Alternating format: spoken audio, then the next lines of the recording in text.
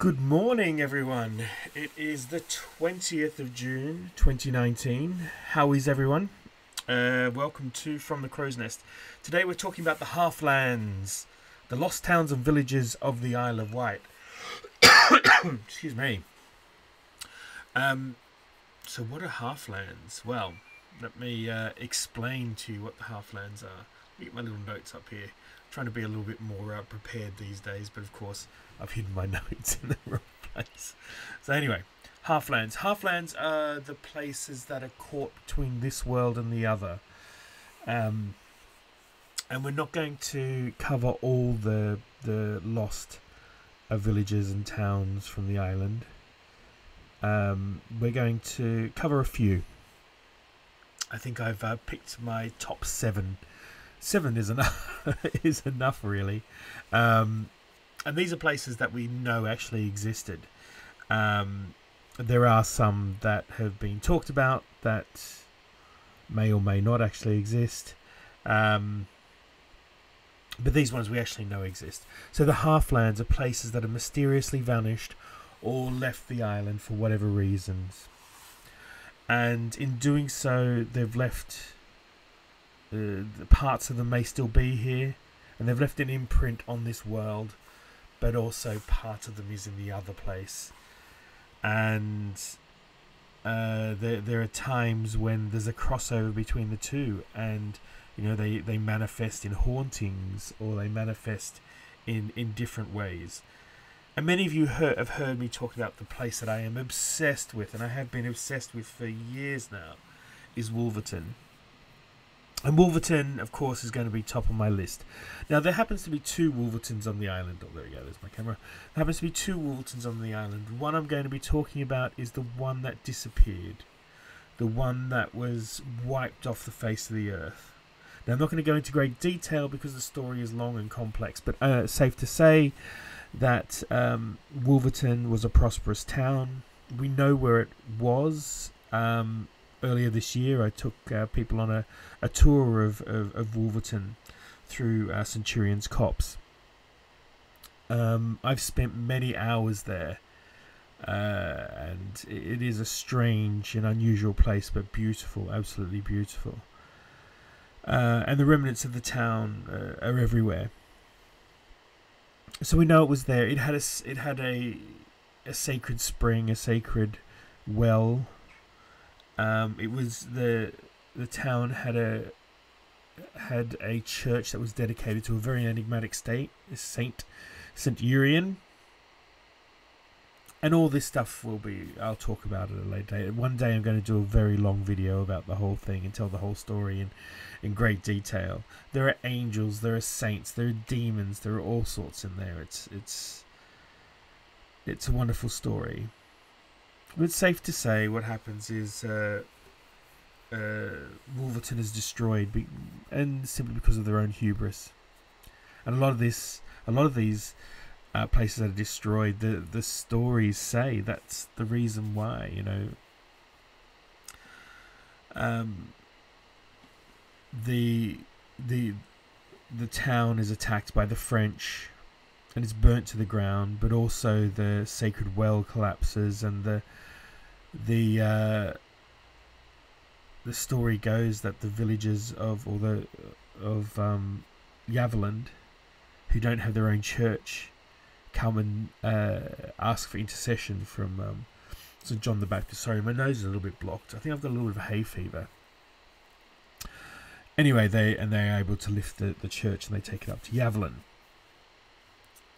Anyway, Wolverton is wiped off the face of the earth. But it is said that its essence is still there. It's just hidden beyond the veil. And people have heard the bells tolling. People have heard people talking. People have heard carts wheeling. People have heard screaming. So that's number 1. Number 1 is Wolverton. The next one we're going to talk about is Knighton. This is one of my favourite stories, Knighton. People know about Knighton Gorges, but Knighton was a village. And the story goes that the villagers of Knighton saw the plague coming. They knew it was coming, and they decided they'd run for the hills. So they all packed up and they left, and they went to a place they considered safe. They went to Newchurch, and they all basically camped out on Newchurch Green and walled themselves in to keep themselves safe. Anyway, the story goes that Death comes to Knighton, and he comes to Knighton to take the people away. And he gets there and everyone's gone, except for one person who decided to stay. And Death comes to his door. And this man says, look, I'll tell you what, I'll do you a deal. I'll tell you where everyone is if you spare me. And Death thinks that's a pretty good deal. The man gives up the location of the other villages of Knighton. He's saved, and they all perish. And Knighton is gone forever. On to Feancheville. Feancheville, another place that I'm obsessed with, and now called Newtown. And I've told this story many times. It's the original story of the Pied Piper. Pied Piper of Feancheville. Feancheville meaning the town of the free men. It was one of the largest towns, one of the most prosperous towns on the island. In fact, it had 2 MPs. Newtown had 2 MPs.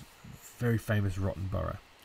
Anyway, at the time, when it was still called Feancheville, it was prosperous. It had you can tell by the names of the streets that are left. You know, there were silversmiths, goldsmiths. Anyway, they ended up with a rat infestation, and these rats were bigger than cats. Cut a long story short, Pied Piper comes in, gets rid of the rats.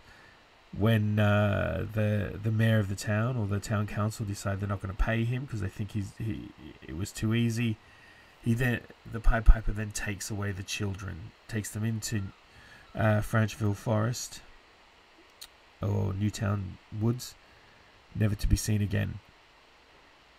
Eventually the town is burnt to the ground because there is no one there to defend it, because all the children have been taken away, and 30 years later there's no one there to defend it, and it never was able to regain its prosperity. But it sits on the cusp of this world between this and that. It is just overgrown and creepy, and people report all sorts. Another place that I absolutely love. So we're going to move on to another place called Haven Castle. Haven Castle still exists. It's a place now, and I think there's actually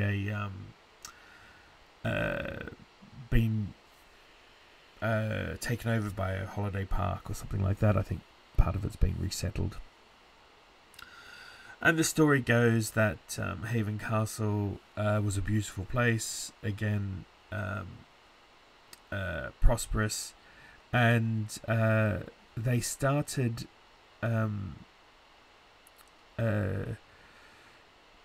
asking for tolls, and they started charging boats as they went past, and they basically had a shakedown operation going on.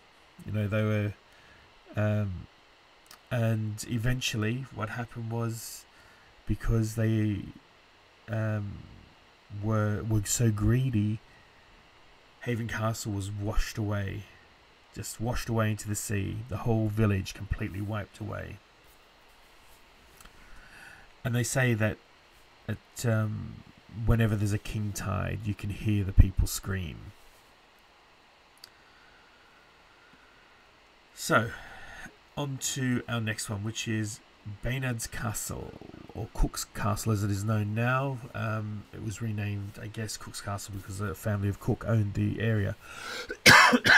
It's ruins of unknown origin, but the story says that the lords were pagan lords, and they held the castle against the forces of the kings of Wessex, and they stayed loyal to their original kings, but couldn't hold off the attacks. The castle was burnt to the ground. All people put to all the noblemen and everyone inside was put to death. Women and children were rounded up. The women were raped and burnt, and the children were taken into slavery or servitude. And they say that over the years they tried to rebuild the new lords that had been brought in to take over the island had tried to rebuild the castle, but every single time it fell down and eventually was abandoned. And the reason was because the angry souls, Baynard's castle, would not let it ever be rebuilt, even in stone. On to another one of my favourites. Not much of a story here, but one that I think is just fun. Moortown. Moortown is basically part of Bryston. The story goes that it was a sister village to Bryston, a sister hamlet of Bryston, and at the time Bryston didn't have a church, and neither did Moortown. Eventually, a church was built in Bryston, and Bryston wanted Moortown to submit to the church. They wanted to submit to the supremacy of the Bryston church and become part of the fold. And Moortown staunchly said no, they would not, and they would not submit. And the story goes that because of the people of Moortown, their wicked ways, the whole village slid into the marshland around there. And only those that agreed to be part of Bryston and Bryston Church were saved. I just thought, I think it's such an absurd story, but I love it. However, in saying that, and this is why I think it should be included in the Halflands, is because it is a weird and desolate place, and certainly in winter, when the wind howls over the moorlands there and up the downs, it is there's more than just the wind that chills you as you walk past. So I think there is some truth to the story of Moortown. And finally, as we come to the end, come to a far more modern place that slipped into the ocean, and we're talking about Blackgang. Blackgang, the name comes meaning dark walk. Okay, so the gang as in gangplank.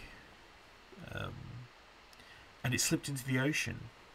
And there's stories about that, and I will talk about that. There was a giant, and he cursed the land, and eventually it fell into the ocean, and any buildings there were abandoned, and it has a very eerie feel to it. And quite often, that's where the Swayland will come in, and it will roll in over Blackgang. And I know Blackgang's mostly known for the amusement park, their Blackgang chain. But there's far more to it. It's far scarier than a lot of people would know. Anyway, thank you very much for joining me once again. We're now at 15 minutes. These are getting longer and longer. I've got to rein it back in. I hope you enjoyed these little stories. I hope you enjoyed the little bit about the Halflands. Something that we need to explore a little bit more. Anyway, I'll see you tomorrow. We're getting very close to the when. Oh no, it is tomorrow. Tomorrow is I'm going to be reading out your stories. So look forward to that. I've got a couple of really great ones. If you have any that you want to send me, fantastic. If you like this, please subscribe if you're on YouTube. Thank you very much. Have a great Thursday. Bye-bye.